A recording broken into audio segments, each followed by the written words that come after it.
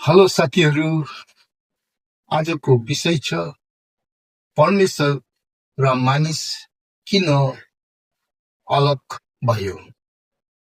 के तपाईले कहिल्यै सोच्नु भएको छ?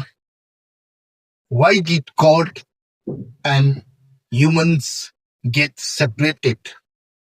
सुरुमा परमेश्वर र मानिसको बीच पर्फेक्ट रिलेशनशिप थियो, तर परमेश्वरको वचन उत्पत्ति 1:27 यसरी भन्दछ, मानिस परमेश्वरको स्वरूपमा बनाइयो, तर सेपरेसन त्यति बेला सुरु भयो जब मानिसले परमेश्वरको आज्ञा तोड्यो। अनि उत्पत्तिको 3:6 यसरी भन्दछ, डिसओबिडियन्स इन्टर्ड द वर्ल्ड। अनि परमेश्वरको वचन यशाया 59:2 स्पष्ट रूपले यसरी भनेको छ, तिमीहरूको पापले तिमीहरूलाई परमेश्वरबाट अलग गर्यो। पापले के गर्यो? It created distance, fear and same.